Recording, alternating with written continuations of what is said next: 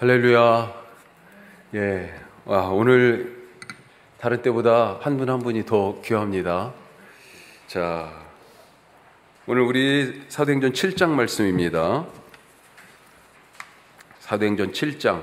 오늘 다른 때보다 분량이 성경 읽을 분량이 좀 많네요. 예, 그래서 찬송을 한 곡만 했습니다. 원래 두 곡 준비했다가 오늘 그래도 끝내야 될 것 같아가지고. 자, 오늘 말씀 제목을 시선이 하늘에. 그렇죠? 시선이 하늘에. 마지막 스데반 집사님이 설교하고 설교 재판정에서 자기를 변론하고 그리고 그것 때문에 죽임을 당하는 그런 장면의 말씀입니다. 사도행전 7장. 자, 내용을 먼저 간단하게 한번 보면요. 내용을 구조를 보고 한번 읽고 그 다음에 내용을 채워가고 의미를 찾아보도록 하겠습니다. 자, 먼저 1절에 이게 지금 사내들인 법정에 서 있는 거예요. 그래가지고 네가 지금 어떤 죄로 고발당한 건지 아냐? 혐의 사실을 묻는 부분이 1절에 나오고 2절에서 50절까지는 이에 대한 스데반 집사님의 답변입니다. 변론이라고 볼 수 있겠어요. 그런데 이 변론이 자기 살겠다는 얘기가 아닙니다. 오히려 죽겠다는 말 같아요. 예, 나는 죽어도 상관없다. 예, 자기 목숨을 위하여 변론하지 않고 진리를 위해서 변론을 합니다. 자, 그러면서 구약의 아브라함 때부터 아브라함, 요셉, 모세 이렇게 해가지고 쭉 구약 성경을 아주 그냥 훑어요. 예, 그런데 키워드가 세 가지가 있다 그렇게 보여집니다. 그래서 딱 정리를 해보니까 거기 2절에서 50절 변론이라고 되어 있죠. 약속, 그 다음에 율법, 그리고 성전. 예, 하나님이 아브라함에게 약속하신 게 있고요. 그 다음에 그 약속의 내용으로서의 율법과 성전이 연결되어서 나오는데 이따 더 설명하도록 하겠습니다. 자, 그러면서 앞에 아브라함과 요셉은 하나님이 약속하신 것에 대해서, 그 다음에 모세 때부터는 하나님이 그 약속을 이행하시는 것. 예. 자, 그런데 하나님이 약속하시고 그 약속을 이행하시잖아요. 그런데 이스라엘 백성들은 어떻습니까? 자, 39절부터 보면 거의 굵은 글씨로 약속의 파기와 우상 숭배 나오죠. 약속의입니다. 의. 예, 약속의 파기와 우상을 숭배하는 이스라엘에 대한 얘기예요. 하나님은 약속해 주시고 그 약속을 어떻게든지 이행하시는데 그런 신실한 하나님이신데 이스라엘 백성들은요, 신실하지 않아요. unfaithful. 예, 믿음직하지 않아요. 부정을 저질렀어요. 그걸 음행이라고 얘기하죠. 그리고 우상숭배, 약속을 파기하고 우상숭배하는 이스라엘. 자, 그러면서 너희가 바로 그런 사람들이다 라고 고소를 당했는데, 그래서 재판장에 서 있는데 51절에서 53절 보면 스데반이 오히려 재판하고 있는 이 대제사장과 사내들인 공회의 회원들을 향해서 너희들이 죄인이다 라고 하면서 그 죄목을 열거합니다. 그리고 나서 그것 때문에 분노하죠, 이들이. 그래서 54절부터는 스데반 집사님의 순교에 대한 얘기가 나옵니다. 자, 우선은 이런 큰 포맷을 가지고 구조를 머릿속에 생각하시면서 7장 말씀을 통째로 좀 읽고 그리고 더 구체적으로 내용을 살펴보도록 하겠습니다. 자, 저와 여러분이 한 절씩 사도행전 7장 말씀 읽겠습니다. 대제사장이 이르되 이것이 사실이냐?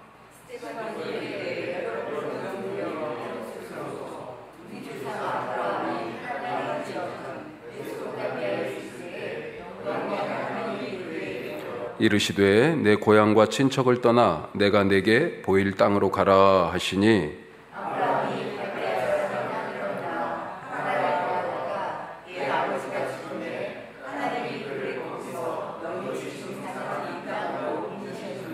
그러나 여기서 발붙일 만한 땅도 유업으로 주지 아니하시고 다만 이 땅을 아직 자식도 없는 그와 그의 후손에게 소유로 주신다고 약속하셨으며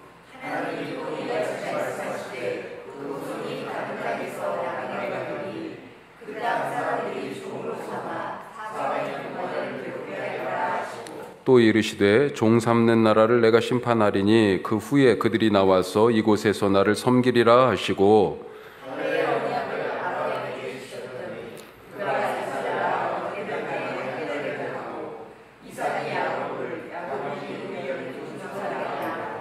자, 이제 요셉 이야기로 넘어갑니다.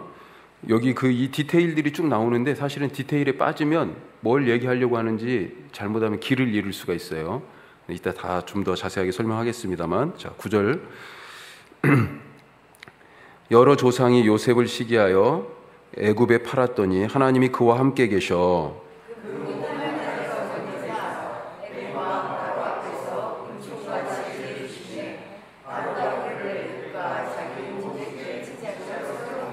그때 애굽과 가나안 온 땅에 흉년이 들어 큰 환란이 있을세 우리 조상들이 양식이 없는지라.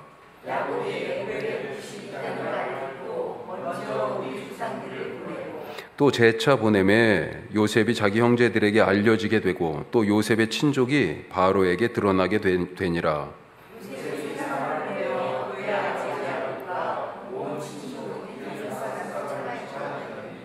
야곱이 애굽으로 내려가 자기와 우리 조상들이 거기서 죽고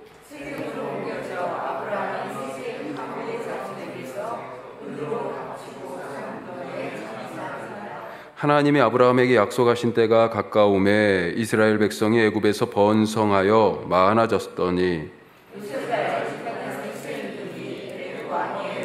자, 모세 얘기가 나옵니다. 이제 그가 우리 족속에게 교활한 방법을 써서 조상들을 괴롭게 하여 그 어린아이들을 내버려 살지 못하게 하려 할세.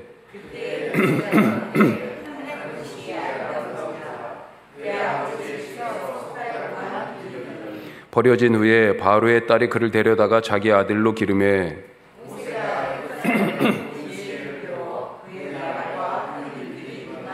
나이가 40이 되매 그 형제 이스라엘 자손을 돌볼 생각이 나더니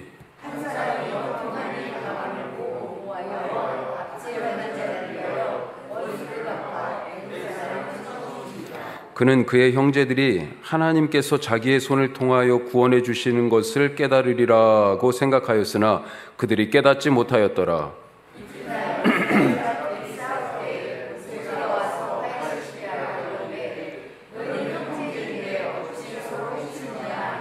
그 동물을 해치는 사람이 모세를 밀어뜨려 이르되 누가 너를 관리와 재판장으로 우리 위에 세웠느냐?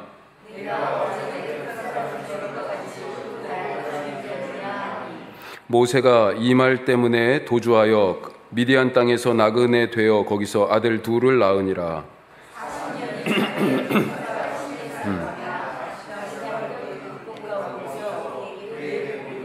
모세가 그 광경을 보고 놀랍게 여겨 알아보려고 가까이 가니 주의 소리가 있어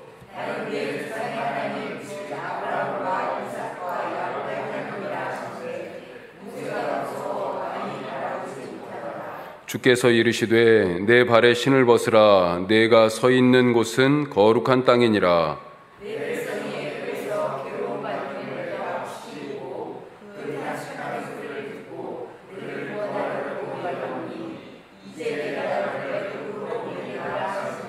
그들의 말이 누가 너를 관리와 재판장으로 세웠느냐 하며 거절하던 그 모세를 하나님은 가시나무 떨기 가운데에서 보이던 천사의 손으로 관리와 속량하는 자로서 보내셨으니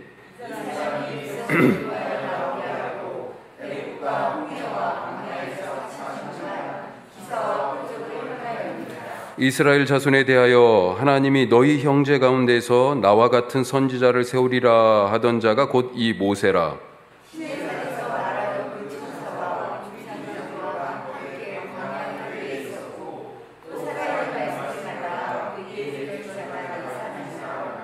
자, 여기까지가 아브라함, 요셉, 그 다음에 모세를 통하여서 하나님께서 약속하시고 그리고 그 약속을 어떻게든지 이루려고 하시는 그 성실하심, 그걸 지금 보여주고 있는 거예요. 자, 그런데 이스라엘 백성들의 반응이 39절부터 나옵니다.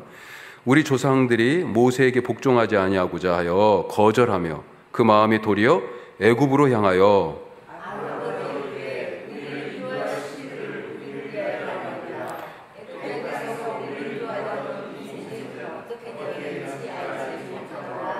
그때 그들이 송아지를 만들어 그 우상 앞에 제사하며 자기 손으로 만든 것을 기뻐하더니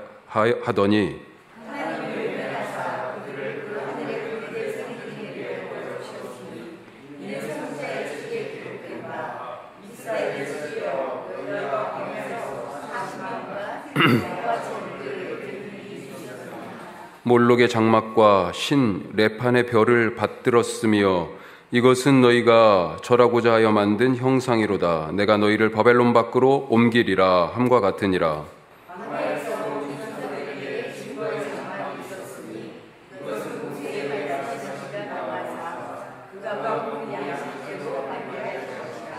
자, 여기서부터는 성전에 대한 거예요. 원래 고발당한 게 율법과 성전 때문에 지금 고발당했는데 이 앞에는 약속, 그러니까 율법과 관계된 부분이 조금 더 크다, 그렇게 보여진다면 44절부터는 성전에 대한 얘기로 전환됩니다. 45절입니다. 우리 조상들이 그것을 받아 하나님이 그들 앞에서 쫓아내신 이방인의 땅을 점령할 때 여호수아와 함께 가지고 들어가서, 지금 성막 얘기하는 거예요, 다윗 때까지 이르니라.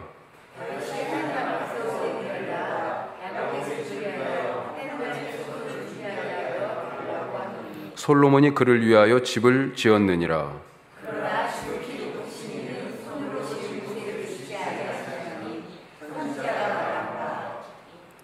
주께서 이르시되 하늘은 나의 보좌요 땅은 나의 발등상이니 너희가 나를 위하여 무슨 집을 짓겠으며 나의 안식할 처소가 어디냐.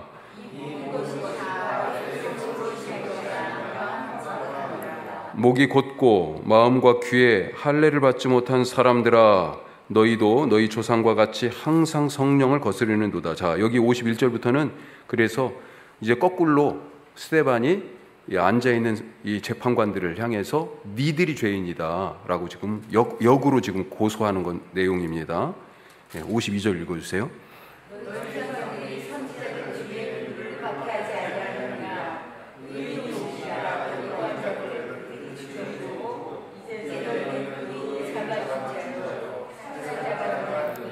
너희는 천사가 전한 율법을 받고도 지키지 아니하였도다 하니라.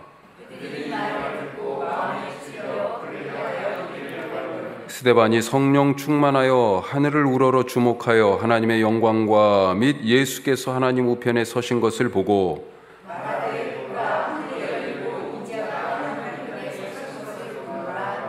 그들이 큰 소리를 지르며 귀를 막고 일제히 그에게 달려들어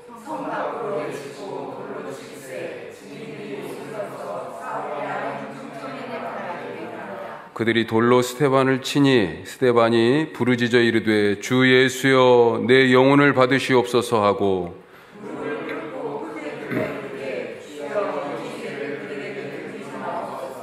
이 말을 하고 자니라. 아멘. 예. 비장하고도 슬픈 장면입니다. 예. 그러면서 도전이 되는 내용이죠. 자, 우리 1절부터 다시 내용을 좀 살펴보겠습니다. 지금 사내들인 법정에 섰습니다. 혐의가 뭐예요? 1절 보면 대제사장이 이르되 이것이 사실이냐? 이것이 뭡니까? 6장 11절 앞에 한번 보세요. 6장 11절 또 6장 13절. 자, 13절, 6장 13절 같이 읽어보죠. 거짓 증인들을 세우니 이르되 이 사람이 이 거룩한 곳과 율법을 거슬러 말하기를 맞이하냐 하는도다. 이 거룩한 곳, 성전이죠. 또 율법을 거슬려서 반성전, 반율법을 설교한다. 자, 그러니까 그 부분에 대해서 지금 이제 스데반이 답변을 하는 거예요. 자, 변론. 아까 키워드가 3개라고 그랬죠. 약속. 자, 하나님이 약속하셨어요. 아브라함에게. 뭐에 대한 약속하셨습니까? 2가지 약속하셨잖아요. 창세기 보면. 하나는 자손. 근데 자손보다 사실은 먼저 약속하신 게 있어요. 뭐예요? 땅이에요. 땅. 예, 사실은 땅 굳이 2개를 얘기하면 땅이 조금 더 먼저인 것 같아요. 예. 자, 땅. 오늘도 땅을 중심으로 얘기합니다. 땅, 약속. 자, 그 다음에 그래서 땅에 대한 하나님의 약속을 보면 2절에서 8절까지 아브라함이 등장하죠. 그러면서 하나님이 아브라함을 선택하셔요. 그렇죠? 갈대아에서 부르셨잖아. 그리고 가라고 하십니다. 어디로요? 땅에 대해서 약속하시면서 내가 너에게 보여줄 땅이 있다. 자, 이건 뭘 얘기하냐? 하나님의 주권이에요. 하나님이 아브라함 자기 마음대로 한 게 아닙니다. 하나님이 주권자예요. 하나님 부르셨고 가라고 하고 약속도 하나님이 하시고, 예, 그렇죠? 자, 9절에서 16절 말씀은 요셉이 등장합니다. 자, 아브라함은 그러니까 하나님이 땅에 대해서 약속하셨다라는 것만 기억하시면 좋겠어요. 이게 내용이 엄청 장황하게 쭉 나와가지고 스데반이 무슨 성경 지식을 자랑하려고 하는 것처럼 그렇게 오해하시면 안 되고, 예, 핵심을 짚으면서 지금 가고 있어요. 자, 9절에서 16절 요셉이 등장하는데, 요셉은 애굽으로 지금 이주하죠, 온 가족이. 그런데 요셉이 사실 먼저 이주하죠. 이게 왜 먼저 이주하게 됐어요? 하나님의 섭리를 나타내고 있어요. 약속을 이루시는 과정 속에서의 하나님의 섭리. 아까 아브라함은 하나님의 주권을 얘기했잖아요. 요셉은 하나님의 섭리. 왜요? 요셉 인생 개인적으로는 엄청 불행한 거잖아요.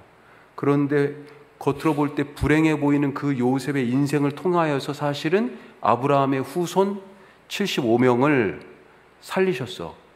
모두가 굶어 죽을 판에. 그렇죠?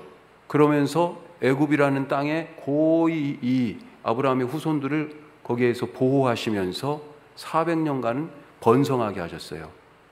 물론 이제 마지막 뒤로 가면서 이들이 압제당하는 그런 상황이 생겼지만 하나님은 그런 상황을 통해서도 번성하게 하셨다.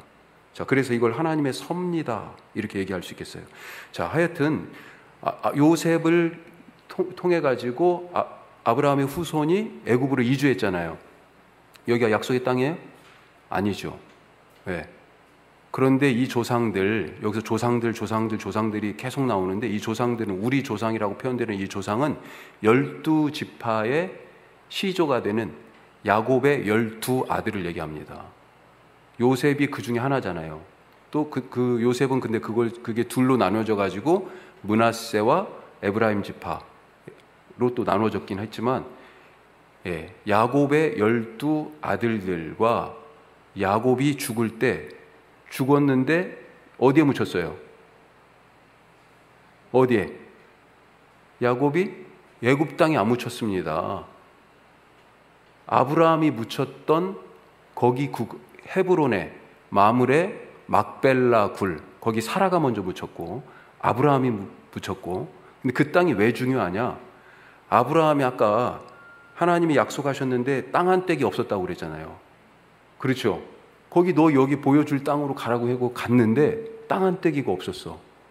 그래 놓고 아브라함에게 또 약속도 아니고 할례의 언약을 하시면서 할례를, 그 약속을 이루시겠다는 표시로 할례를 약속하시면서 네 자손에게 내가 땅을 주겠다 그랬다고요. 그런데 아브라함이 죽기 전에 산 땅이 있습니다. 손바닥만한 땅, 손바닥보다는 큰 것 같은데, 헤브론의 해쪽 속 에브론에게서 400세겔 주고 산 자기 아내 사라의 묘지 막벨라 굴 앞에 있는 밭을 굴과 함께 샀어요. 예. 그게 아브라함이 가나안 땅에서 얻은 아브라함 소유의 땅이에요. 그러니까 이 땅은 뭐예요? 조그만 땅이지만 하나님이 갈대아에서 여기로 와서 약속한 그 땅을 지금 현실적으로 얻은 거잖아요. 그렇죠? 그래서 야곱도 애굽에서 죽었지만, 예, 그리고 야곱의 아들들, 그 조상들도 죽었지만 결국 어디에 묻혔어요? 이 헤브론 땅 와가지고 막벨라 굴에 다시 묻히게 됐다. 왜? 하나님이 약속한 땅을 소망했다는 얘기입니다. 그게. 요셉 얘기는 요셉을 비롯한 이스라엘의 조상들이 전부 이 약속의 땅에 대한 소망을 죽을 때까지 놓지 않았다. 그걸 지금 얘기하려고 한 거예요. 자, 땅에 대해서 아브라함을 통해서 약속하셨고, 조상들도 그것에 대하여 강력한 소망이 있었어요. 심지어 그들이 애굽 땅에서 살다가 결국은 죽었지만 묻히는 것은 그 약속의 땅에 가서 묻히기를 원했다. 자, 그 얘기를 지금 16절까지 한 겁니다. 자, 이 약속을 하나님이 근데 이행하셔요, 이제. 자, 이 아브라함의 후손들이 애굽 땅에서 400년이 지나면서 종으로 전락해 버렸네요. 그래서 하나님이 이들을 통째로 약속의 땅으로 옮기시려고 하죠. 그리고 그 도구로 누구를 사용하세요? 모세. 근데 모세의 일생을 보니까 두 가지 40년이 있네요.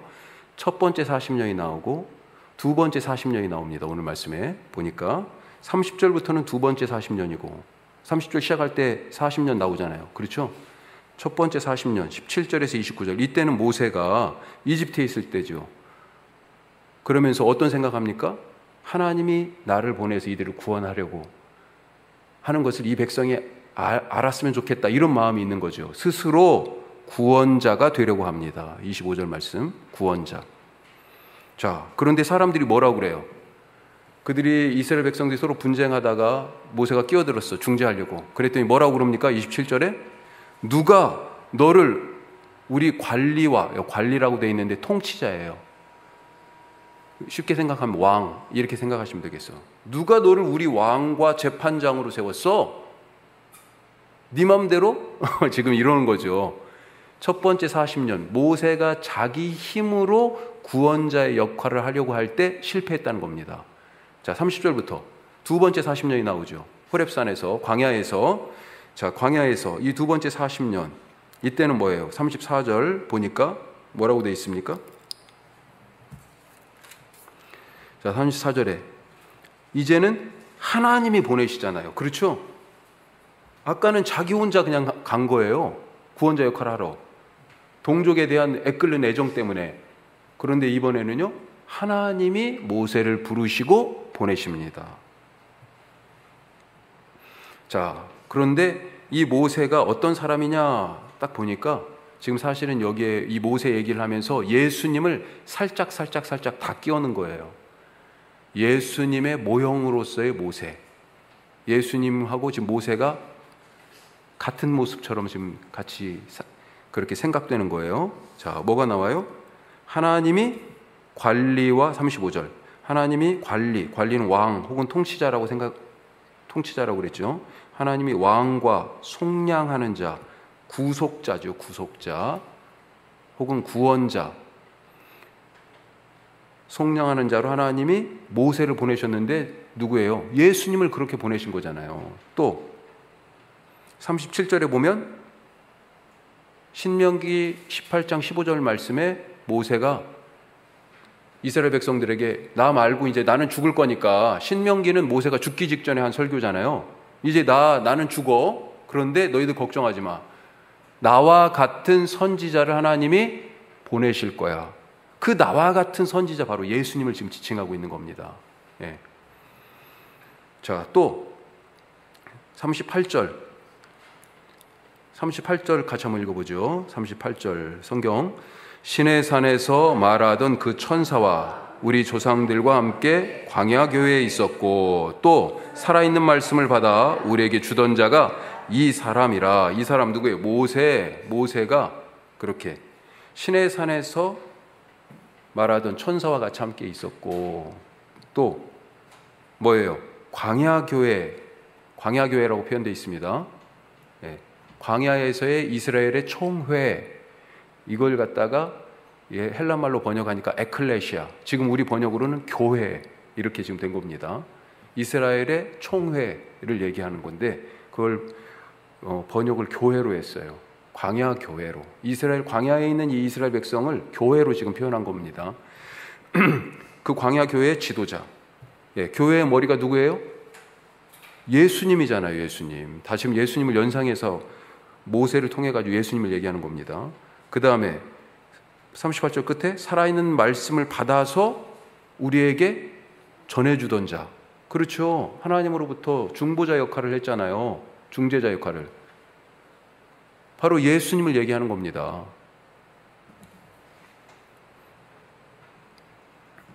자, 이렇게 해가지고 말씀을 그렇게 하나님으로부터 받았는데 그 말씀을, 그 약속을 어떻게 해요? 이스라엘 백성이. 자, 39절부터는 그 약속에 대한 이스라엘의 반응이에요.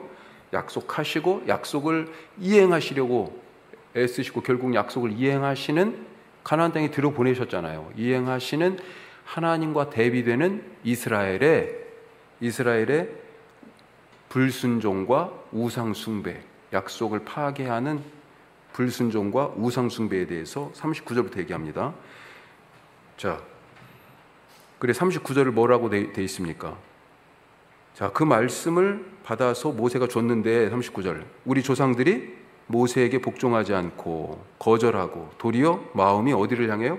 애굽을 향해서 불순종입니다. 그리고 나서 쭉 내용이 뭡니까? 40절에 우리를 인도할 신을 만들라. 그러면서 41절 끝에 보면 자기 손으로 만든 것이라고 우상을 규정하고 있습니다.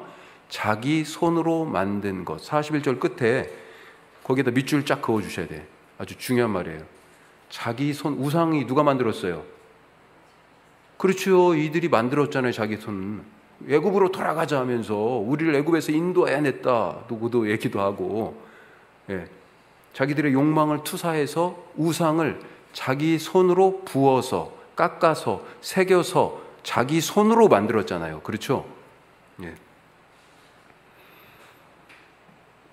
그래서 율법을 파기하고, 예.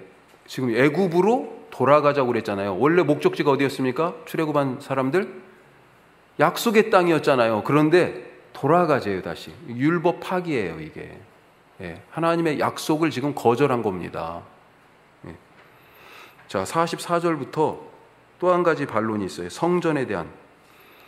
자, 44절 갑자기 이제 바뀌어가지고 테마가 광야에서 우리 조상들에게 증거의 장막, 이게 뭡니까? 성막이죠. 성막.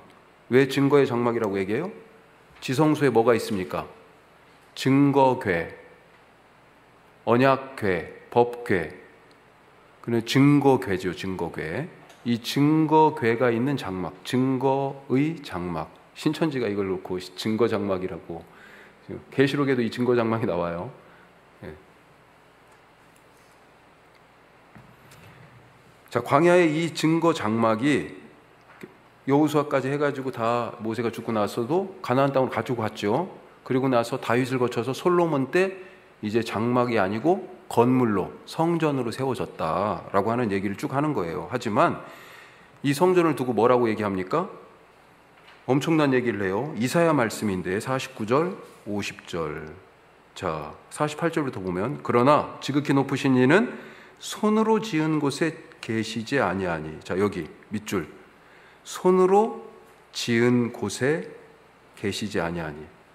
아까 밑줄 그은 게 하나 있죠. 우상 숭배 뭐라고 돼 있습니까? 41절에 끝에 자기 손으로 만든 것. 이것도 지금 48절에 손으로 만들었다 지금 돼 있잖아요. 뭐가 지금 통하는 거죠? 율법에 대해서도 또 성전에 대해서도 지금 비슷하게 얘기하고 있습니다. 자, 그러면서 성전에 대해서 뭐라고 얘기해요? 49절, 50절 같이 읽어요.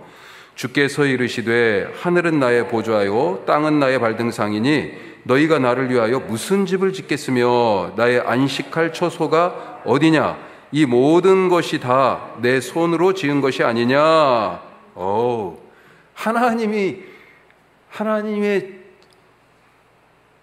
하나님을 지금 사람들이요 자기들의 손으로 지은 곳에 가두려고 한다라고 하는 거예요. 이 성전을 절대시하게 되면 이 건물 혹은 성막 혹은 성전을 절대시하게 되면 뭐가 돼요? 아까 말씀을 깨고 자기들의 신을 자기들이 손으로 만든 것처럼 우상이라고 얘기하죠. 이 성전이 우상화 될 수 있다. 성전 우상화.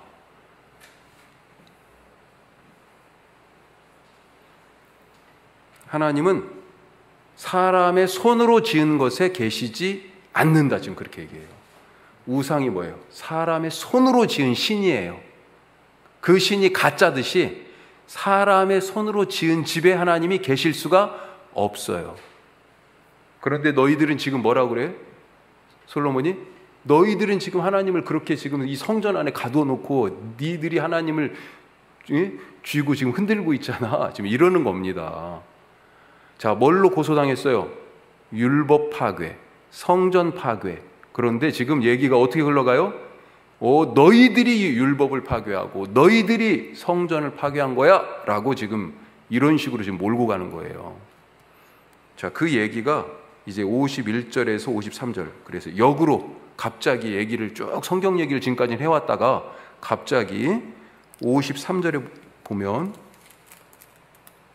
51절에 보면 뭐라고 되어 있냐면요, 너희라고 나옵니다. 이제 다른 사람 얘기가 아니라 너희, 목이 곧고 마음과 귀에 할례를 받지 못한 사람들아, 너희도 조상들처럼 그렇게 성령을 거스리는구나. 얘기의 대상이 바뀌어요. 예, 쭉 성경 얘기를 하는 것 같더니만 갑자기 너희가 그런 놈들이야, 이렇게 지금 얘기하는 겁니다. 자, 그 고소의 내용을 보니까 지금 여기 뭐라고 되어 있습니까? 목이 곧고 마음과 귀에 할례가 없다. 목이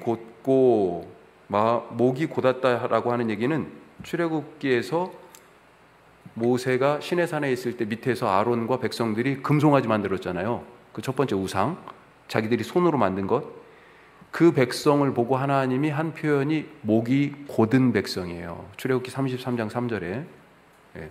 즉 뭘 얘기합니까? 약속을 깨고 우상 숭배하는 것. 그걸 다른 말로 성령을 거스르는 것, 이렇게 얘기하는 거죠. 자, 또 어떤 죄를 지었습니까? 그 다음 절에 뭐라고 돼 있어요?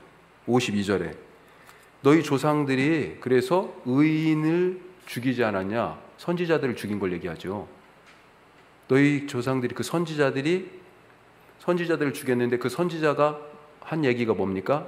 앞으로 의인이 올 것이다. 바로 예수님이죠. 그런데 오리라 한 그 의인은 너희들이 죽였어. 너희 조상들은 선지자를 죽이고 선지자들이 말한 그 의인을 너희가 죽였지 않았냐. 그렇게 지금 살인죄로 예수 죽인 것을 고소합니다. 자, 마지막으로 천사가 전한 율법, 이 율법을 파괴하고 지키지 않았다. 불순종에 대해서 얘기합니다. 자, 그러니까 51절에서 53절 거기 앞에 우상숭배 첫 번째 죄, 두 번째는요 살인, 세 번째는 불순종에 대하여서. 아직도 조금 헷갈리시겠지만 내용이 많아가지고 크게 우선 대충 좀 내용이 잡히죠? 예. 자, 그래서 결국 이것 때문에 이 사내들인 사람들이 이제 분노하죠. 아니 스데반 저놈을 지금 내 죄를 알렸다 그랬더니 오히려 스데반이요, 너희들이 더 큰 죄인이야, 너희들이 진짜 죄인이야, 막 그런 거죠. 그러니까 열이 확 받아가지고 결국은 끌고 나가서 돌로 쳐 죽입니다. 하지만 죽을 때 이 스데반의 모습, 눈이 어디를 향해 있습니까? 시선이 하늘을 향해 있는데 더 정확하게는 예수님께 있어요. 예수님께. 죽는 순간까지도요, 자기가 무엇을 바라봐야 하는지 목적을 잃지 않았어요. 그러면서 그 단적인 예가 뭡니까? 이 두 가지 기도예요. 돌 맞아 죽는 순간에 한 이 두 기도. 하나는 뭐예요? 주 예수여 내 영혼을 받으시옵소서. 어디서 많이 들었죠? 십자가의 예수님의 기도잖아요. 또 한 가지, 주여 이 죄를 그들에게 돌리지 마옵소서. 이거 진짜 대단하지 않습니까? 죽는 순간까지도 예수님한테 시선을 딱 고정하고 예수님을 담고 있어요. 정말 멋지지 않아요? 자, 이런 내용을 가지고 의미를 조금만 더 찾아보면 1번, 자, 앞에서 지금 약속과 관계에 대해서 뭘 얘기하셨습니까? 땅, 하나님의 땅을 사모하라. 아브라함에게 그 땅을 사모하라고 지금 데리고 나오신 거잖아요. 아브라함이 왜 갈대아를 떠났습니까? 하나님은 갈대아 땅은 아브라함이 살 땅이 아니라고 하시는 것입니다. 아브라함이 살 땅은 따로 있습니다. 그래서 아브라함에게 내게 보일 땅으로 가라 하신 거죠. 자, 이렇게 아브라함이 지금 스데반 얘기를 빌리면 이 사내들인 공의회 회원들한테, 그래서 지금 아브라함이 너희 사는 이 땅에 왔다, 그렇게 얘기했습니다. 4절에. 자, 하지만 발붙일 만한 그런 땅 한 떼기 하나님이 유업으로 주시지 아니하셨다. 다만 할례의 언약을 통해 가지고 자손들이 그 땅을 진짜 차지할 것이야 이렇게 약속하셨다라고 하는 거죠. 자, 아까 그러고 나서 요셉 얘기로 넘어가죠. 요셉 이야기. 요셉 시대에는 어땠어요? 하나님의 섭리로 기근 중에 이 모두가 다 굶어 죽게 생겼는데 그것을 면했어요. 하나님의 섭리로. 요셉을 통해 불운했던 요셉의 삶을 통해서 하나님이 그의 후손을 애굽에 이주시켜서 살리셨다. 하지만 그 조상들이 애굽 땅에 살면서도 죽을 때까지 하나님이 약속하신 그 땅에 대한 소망을 잃지 않고 죽어서 결국은 그 땅에 묻히는 그런 소망의 신실함을 보여줬었다라고 하는 것입니다. 자, 그러면 그 땅, 지금 땅 얘기하는데 하나님 약속하신 그 땅, 어떤 땅인가? 이들이 조상들이 소망하고 하나님이 약속한 이 땅의 실체가 과연 무엇이냐? 자, 모세에 이르러서 그 땅이 무엇인지 이제 정확하게 실체, 그 진실이 드러납니다. 하나님이 약속하신 땅이 뭐예요? 뭡니까? 하나님이에요, 하나님. 좀 쉽게 얘기하면 하나님. 하나님입니다. 우리가 어디에서 살아야 돼요? 하나님 안에서. 예? 하나님 안에서 하나님과 함께, 그게 바로 아브라함이 살아야 할 땅이라는 거예요. 조금 다른 말로 하나님이 말씀이시잖아요. 그렇죠? 말씀이 곧 하나님이시다. 요한이 그랬죠? 그래서 조금 좁혀 말하면 우리가 거할 땅은 어디예요? 하나님의 말씀이에요. 말씀 안에 살아야 돼요. 아브라함이 살 땅은 다름 아닌 하나님 자신 혹은 하나님의 말씀이었다라고 하는 것입니다. 하나님 안에 사는 삶 어떻습니까? 하나님과 함께 사는 삶, 그게 바로 성경의 결론이에요. 그 땅에 대한 얘기가, 그게 계시록 성경 마지막이 21장 22장인데 요한계시록 거기 이렇게 나와 있습니다. 그 노트 있죠. 요한계시록 21장 3절 말씀, 마지막 하늘에서 내려오는 새 예루살렘, 하나님이 준비하신 약속의 땅, 그걸 새 예루살렘으로 표현한 거죠. 새 하늘과 새 땅이라고 했잖아요. 뭐라고 돼 있어요? 같이 읽어요. 내가 들으니 보좌에서 큰 음성이 나서 이르되 보라, 하나님의 장막이 사람들과 함께 있음에 하나님이 그들과 함께 계시리니 그들은 하나님의 백성이 되고 하나님은 친히 그들과 함께 계셔서. 그래서 사람들이 어때요? 어디 살아요 지금? 하나님 안에 사는 거예요. 하나님과 함께 사는 겁니다. 하나님이 사람들이 살 땅이에요. 장막이에요. 그래서 거기에는 더 이상 성전이 필요 없어요. 자, 그 말씀 21장 계시록 21장 22절 이 말씀도 같이 읽어봐요. 성 안에서 내가 성전을 보지 못하였으니 이는 주 하나님 곧 전능하신 이와 어린 양이 그 성전이심이라. 아멘. 더 이상 성전이 필요 없대잖아요. 성전의 의미가 뭡니까? 그러니까 하나님의 임재예요. 임재. 하나님의 임재. 성전의 의미 써놓으세요. 거기다. 하나님의 임재. 이제 너희와 나는 같이 함께 한 몸이 되어 살고 있는 거야. 이렇게 지금 말씀하시는 겁니다. 완전한 임재를 지금 경험하고 있는 거예요. 임마누엘이 지금 실현되고 있어요. 그래서 예수님이 그 전에 요한복음에 보면 뭐라고 말씀하셨습니까? 너희가 내 안에, 내가 너희 안에. 천국을 그렇게 표현하셨어요. 자, 이렇게 하나님 안에서 사니 하나님이 주인 되시고, 그렇죠? 하나님이 왕이셔. 하나님이 주인 되시는 겁니다. 이렇게 하나님 안에 사니까 하나님의 말씀이 내 삶의 법칙이 되고 말씀 따라 사는 거죠. 그 말씀이 양식으로 삼아지는 것입니다. 거기가 어디예요? 그렇게 하나님과 함께 하나님의 집, 하나님 안에서 하나님의 말씀을 먹고 하나님의 말씀을 따라 그렇게 살아가는 그 거기가요? 약속의 땅이에요. 약속의 땅. 하나님의 임재가 있는 그곳, 거기가 약속의 땅, 우리가 살 땅입니다. 자, 이 사실을 어디서 알았습니까? 모든 것이 풍성한 이집트에서 안 것이 아니라 물과 먹을 것이 다 부족한 광야에서 이것을 배웠어요. 놀랍지 않습니까? 이집트에서는 풍족했어요. 종살이를 하긴 했지만, 하지만 광야는요, 그것보다 더 없어. 아무것도 없어. 벌써 사흘 될 때부터 목마르지요. 먹을 것 떨어졌지요. 그런데 거기서 드디어 알았어요.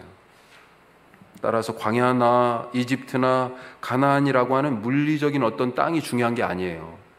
성막이나 성전이냐, 텐트냐, 건물이냐, 이것도 중요하지 않습니다. 성전도요, 솔로몬 성전도 있고 스룹바벨 성전도 있고 마지막에 예수님 시대에 헤롯 성전도 있어요. 이것도 중요한 것이 아닙니다. 중요한 것은 성전과 율법의 핵심 뭐예요?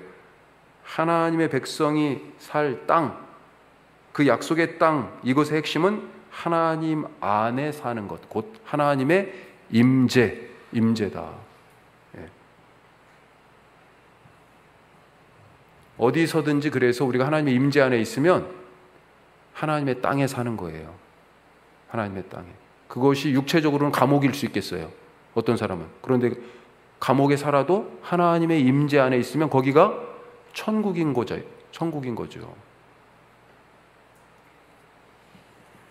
하나님의 임재 안에 살아가니까 하나님 말씀이 양식이요, 하나님의 말씀이 길이 되는 것입니다. 우리가 그런 삶을 살아갈 수 있길 바랍니다. 자, 그런데 이 하나님의 임재가 드디어 이루어졌어요. 드디어 그 약속하신 땅을 얻게 됐어요. 어디서요? 어떻게 해요? 예수님 안에서. 이게 스데반의 얘기입니다. 예수님 안에서. 율법과 성전, 곧 이 하나님의 임재, 율법도 하나님의 임재고 성전도 하나님의 임재가 핵심이에요. 이 하나님의 임재가 있는 이 하나님의 땅, 예수님 안에서 그 구원이 완성됐다라고 하는 거죠. 우리가 예수님을 뭐라고 얘기합니까? 하나님의 말씀이라고 얘기하잖아요. 율법. 또 예수님이 뭐예요? 예수님의 몸이 성전이잖아요. 성전. 그렇죠? 예수님이 성전이시고 예수님이 말씀이시다. 자, 아까 계시록 21장 22절 뭐라고 돼 있어요? 말씀에 성전이 누구라고요? 어린 양 예수님.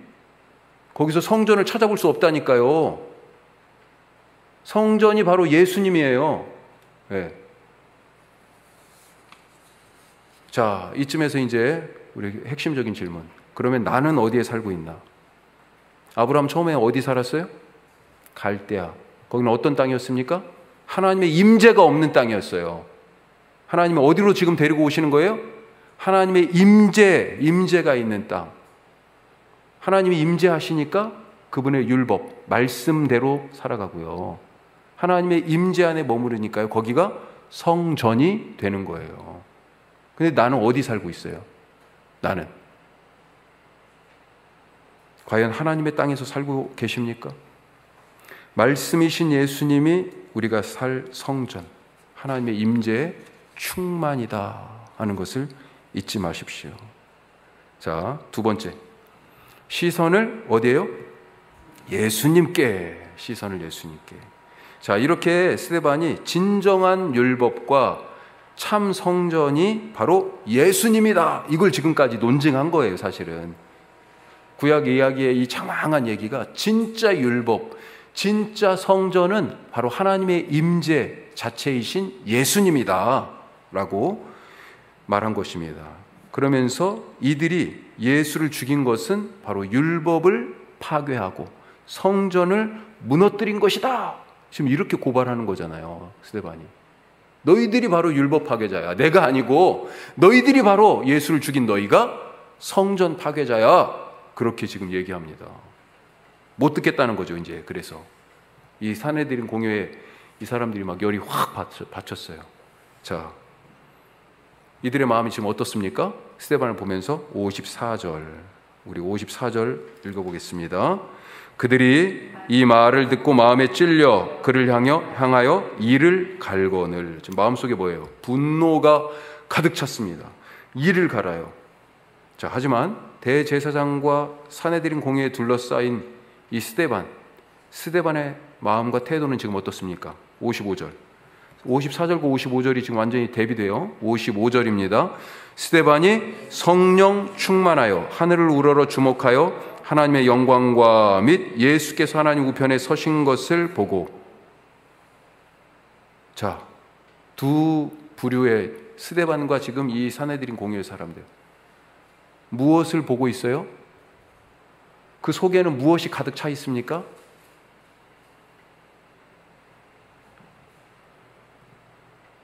지금 사내들인 공회의 사람들은요, 마음속에 뭐가 가득 차 있어요? 분노가 가득 차 있어요. 누구를 바라보고 있어요? 그렇죠. 비난할 사람, 탓할 사람, 분노의 원인이 된 저 사람. 그런데 스데반은요, 성령으로 가득 차 있습니다. 어디를 쳐다봐요? 이 사내들인 공회의 사람들 지금 보고 있는 게 아닙니다. 시선이 어디가 있어요? 하늘에 가 있네. 나는 어떻게 살아야 될까요? 나는 땅을 바라보며 누구를 향한 분노가 가득하여 혹시 이를 갈며 그 사람을 막 잘글잘글 씹으면서 그렇게 혹시 살고 있지 않습니까? 아니면 스데반처럼 하늘을 바라보며 성령으로 가득하여서 주님을 향한 소망으로 살고 있습니까? 어떤 삶입니까? 주님만 바라보니까 길을 잃지 않습니다. 부족함이 없습니다. 이렇게 혼자 딱 서 있지만, 외롭게 서 있지만 두려울 것이 없습니다. 스데반의 마지막 죽음의 이 마지막 모습, 십자가에 달리신 예수님의 모습과 너무 비슷해요. 그 마지막 청원 기도 두 가지, 내 영혼을 받아 주옵소서, 저들의 죄를 용서하옵소서. 우리도 언제나 성령 충만해서 예수님께 시선을 두고 하나님이 약속하신 하나님의 땅, 하나님의 임재 안에 머물러 살아가서 말씀이 삶을 이끌어가고 그것 때문에 부족함이 없는 복된 삶을 살아가실 수 있기를 주님의 이름으로 축복합니다. 네. 자, 우리 시간이 좀 갔지만 같이 그래도 함께 한번 기도하십시다. 말씀을 붙들고 하나님의 땅, 하나님의 임재 안에 살게 하여 주옵소서. 또 스데반 생각하면서 사람 바라보지 않고 하늘 바라보고 살고, 마음속에 성령으로 충만하여 살아가 예수님 닮은 그런 삶을 살게 하여 주옵소서. 오늘 말씀 놓고 또 예주를 위해서 같이 한번 간절하게 기도하겠습니다. 기도합시다.